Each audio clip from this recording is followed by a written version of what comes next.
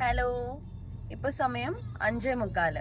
ഞാനും ഉണ്ണിയും കൂടെ ചെങ്ങന്നൂർ അമ്പലത്തിലേക്ക് പോയിക്കൊണ്ടിരിക്കുക. ഇന്ന് അവിടെ തൃപ്പൂത്താറാട്ടാണ്. അപ്പം ഞങ്ങളിന്ന് താലം എടുക്കാമെന്ന് വിചാരിച്ചു, ഞാനും അമ്മയും കൂടെ. അപ്പം അമ്മ ഓൾറെഡി പോയിട്ടുണ്ട്. അപ്പം ഇനി ബാക്കി നമുക്ക് അവിടെ ചെന്നിട്ട് കാണാം.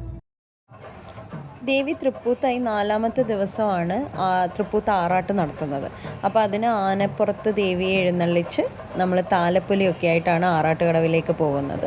അത് കഴിഞ്ഞ് അവിടുന്ന് ദേവി വരുമ്പോൾ ദേവൻ വരവേറ്റ് അമ്പലത്തിലേക്ക് കയറ്റുകയാണ് ചെയ്യുന്നത്.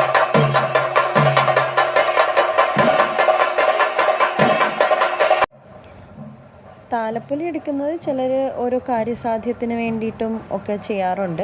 അതേപോലെ തന്നെ ഈ താലപ്പൊലി എടുക്കുന്നവർക്ക് മിഠായി, ലഡ്ഡു, അതേപോലെ എന്തെങ്കിലും മധുരം കൊടുക്കുക, അങ്ങനെയും ആൾക്കാർ നേർച്ചയായി ചെയ്യാറുണ്ട്. ആദ്യം തന്നെ മറ്റൊരു കാര്യം കൂടി പറഞ്ഞോട്ടെ. ഇത് ഈ നാട്ടിലെ വിശ്വാസവും ആചാരങ്ങളുമാണ്. അത് എല്ലാവർക്കും ഒരേപോലെ ആവണം എന്നില്ല, എല്ലാവർക്കും അതിൽ വിശ്വാസം ഉണ്ടാവണമെന്നുമില്ല. പക്ഷേ ഇത് ഞങ്ങളുടെ ഒരു വിശ്വാസം, ഞങ്ങളുടെ ആചാരങ്ങൾ, അത് എല്ലാവരിലും കാണിക്കണമെന്ന് തോന്നി, അതുകൊണ്ട് കാണിക്കുന്നതാണ്.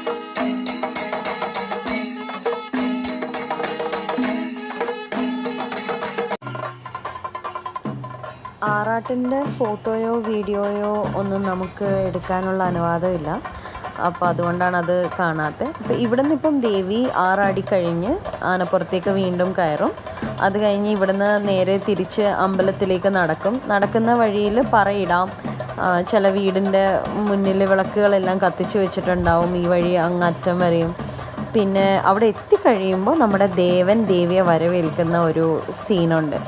അപ്പോൾ അതാണ് എല്ലാവരും ഇത്ര ആകാംക്ഷയോടെ കാത്തിരിക്കുന്ന ഒന്നാണത്. അത് കാണാൻ ഭയങ്കര രസമാണ്.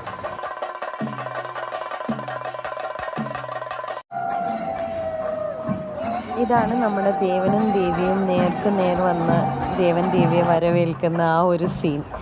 ഭയങ്കര ഒരു കുളിർമ തോന്നുന്നൊരു സീനാണ്. അത് കഴിഞ്ഞിട്ട് ഇവർ രണ്ടാളും കൂടി ഒരു പ്രദക്ഷിണവും കൂടെ വെച്ചിട്ട് അമ്പലത്തിനുള്ളിലേക്ക് കയറും. അപ്പോൾ ഇത് നിങ്ങൾ ഇതുവരെ കണ്ടിട്ടുണ്ടോ എന്നൊന്ന് കമൻറ്റ് ചെയ്യട്ടോ.